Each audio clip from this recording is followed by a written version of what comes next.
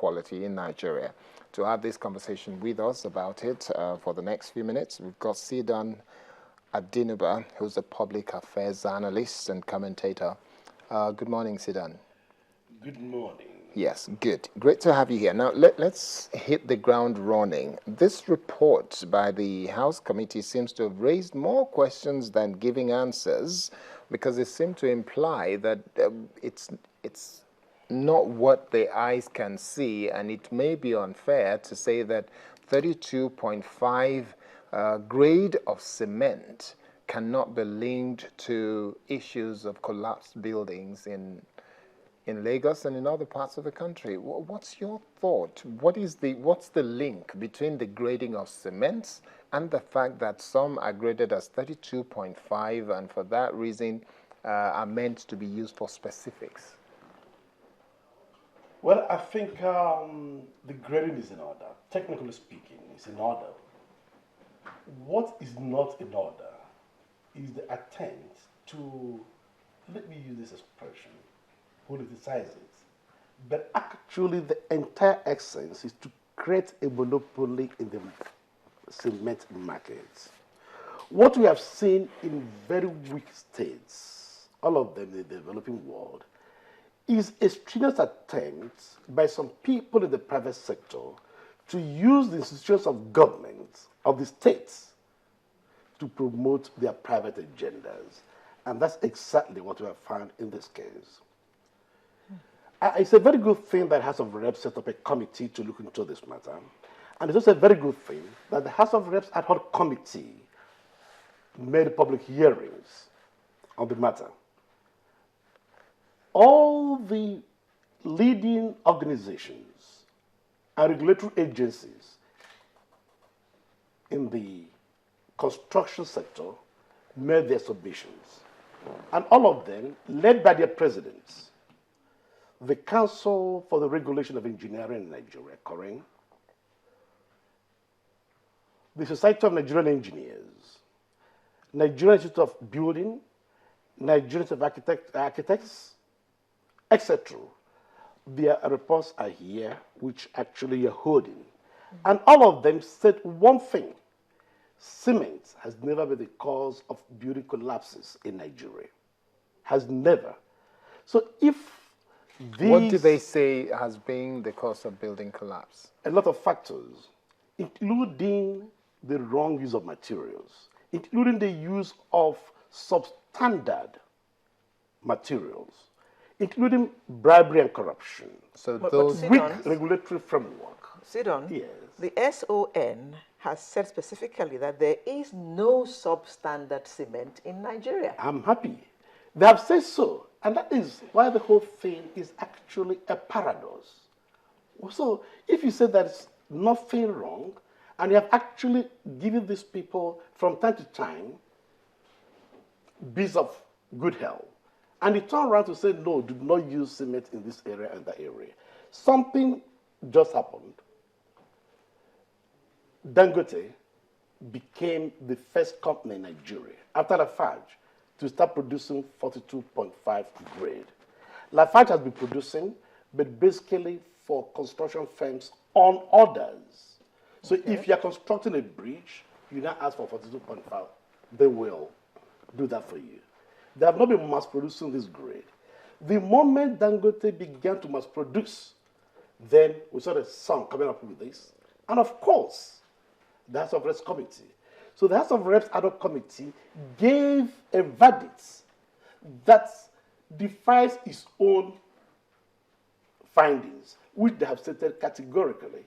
You can actually read what they have written, including even the Sun's position. Just a moment, Cdon. You need to carry us along, you know.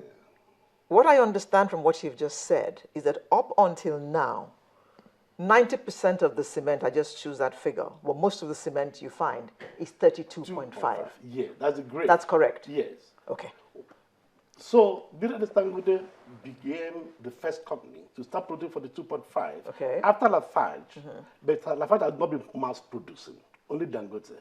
They were told, oh, 32.5 is not appropriate for construction except for molding blocks and for plastering. Yes. So all the regulatory agencies concerned, all the professional associations said, no, this is not true. So on whose evidence are they relying the new policy? Okay, can we take a few steps back? Yes. Historically, 32.5 has been the standard, pretty much. Oh, yeah. Yes. Much. So that being the case, do you have a recollection of how many building collapse we've had in the last 30 to 40 years, based on the fact that we were using 32.5? No, is there any link between that? No. All the bodies, including Standards Organization of Nigeria, have said there is no link between the use of cement and collapsed buildings. Collapsed building. That being the case, even cement itself is not used as an isolated item. It's used in conjunction with other materials to create mortars and sand concrete and so on and so forth. So collapse may result from your mixture. It could for a mixture. It's not the quality of the cement. If you use plenty of sand or granite with very little cement, whether it's 42.5 or 32.5, you're going to have problems. And many of our people are not very professional. We do not use professionals in this matter. So what has gone on is simply an attempt to create a monopoly. And I'm afraid that seems to be in line with the pattern of a certain organization in this country. I come from the East, and I do know that Ibeto Cement, 4 or 5 years ago, 6 years ago, was becoming the dominant brand in the market in the East.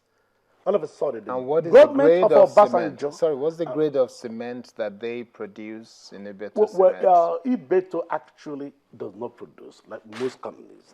They import and bag. So what is the quality? What is the grade of cement that they import and rebag? 32.5. 32.5. And this has been deemed as a standard that has worked for us over the years. For decades, including and according we use the cement in all the skyscrapers we have in Nigeria. So when you look at the report as well, he said the reports which I've looked at, the report of the ad hoc committee that has investigated this, they said on the issue of substandard cement or low-grade cement in Nigeria, the council noted that there was no record of any substandard cement in circulation in Nigeria, noting that cement efficiency was dependent on the proper utilization by end users like the block builders, bricklayers, and others. So that being the case, why or how did we arrive at a point where some people are saying that the same 32.5%, 32.5 grade of cement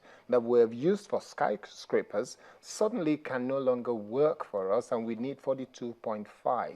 Well, that's what we call the mystery. This is a mystery only the House of Reps and SON can resolve.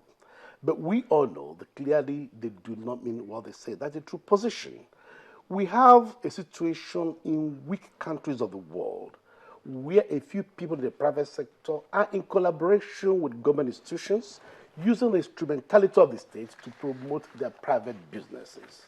So we are moving from a situation of government monopoly in certain sectors to private monopoly. This matter became scandalous in 1990 in Mexico when the government of President Salinas handed over the state-owned telecommunications company to one individual with their competitive bidding. And he did not even pay at that time. So Mexico now moved from state monopoly to private monopoly. So what I'm going to find in all weak states, and that is one major reason why these states do not make progress. The Nigerian people should not tolerate this. I am very much opposed to monopoly. Okay, now to your mind, Cdon, the Cement Manufacturers Association of Nigeria, do you think that they have done enough enlightenment to educate the bricklayers and the block makers as to the right kind of application? The answer is no. They need to uphold standards. Yes, they have not. And not only the Cement Manufacturers Association, but also the individual manufacturers, as well as the appropriate institutions and organizations like COREN, like the Society of Nigerian Engineers, builders, architects, etc. There is a great need for massive enlightenment. That has not been done. But I think what is going on right now will end up being a wake-up call to each and every one of us. Now, how best do you think that this cement controversy can be sorted out? By listening to the professional and regulatory agencies.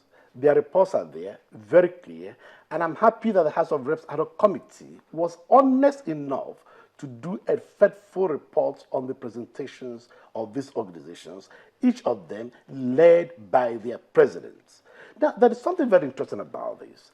The president of the Cement Manufacturers Association of Nigeria is my very good friend, Engineer Joseph Makuju, who was the MD of Dangote Cement and who is currently the special advisor to the group president of Dangote Group, president of Dangote Group.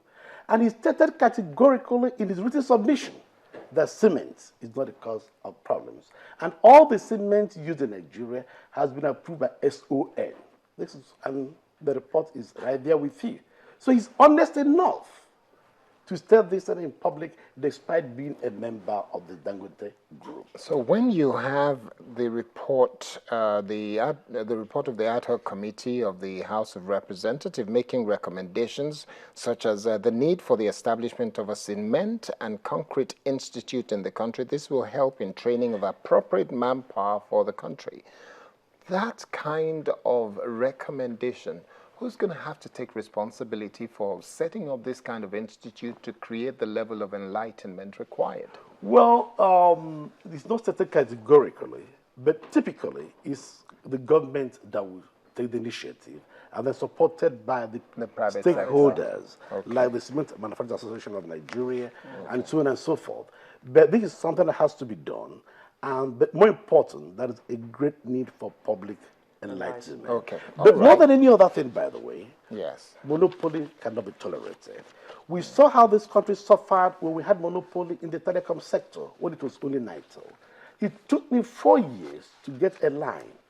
We saw how we suffered when we had only Nigeria Airways as the only airline in the aviation industry in Nigeria. And the same thing with the power sector. I've appeared on this program many times advocating liberalization of the power sector and defending it. So how would you expect me to keep quiet when we have a monopoly now being created in the cement sector? It runs foul to all I believe in. It's not in the interest of the people. And any time you have a monopoly, what goes up? Prices got up. 3-4 months ago when this controversy began, what happened? The price of 50 kg of cement at 2.5 grade was about 1,600, 1,700. It immediately shot up to 2,500. Okay. Scarcity was created because you have a dominant player. Dangote is in control of 60% of the cement market in Nigeria. Okay. So that lacuna was created, forcing the other 7 producers to start producing. When they began to inject more, then the prices began to drop. Come down. It's not your own interest, not in my own interest, for a monopoly to be created in any sector. We must fight it with all our might. And make sure that does not happen. Thank you very much, Cdon Adinubia, Public Affairs Analyst, talking about the Cement Standardization Policy. It looks like from what the experts have said, the collapse of building is nothing to do with the quality of the cement. It's down to the workmen doing the right thing and using the right quantity of all the components or the ingredients for making the building happen. Thank you very much, and we look forward to have you again soon. Because I look forward to doing that. Maybe when we're talking about power again. Thank you very much, Cdon. We have to go now. Channels is my favorite station because it's the most professional broadcaster in this country. Thank you very much. We'll take a short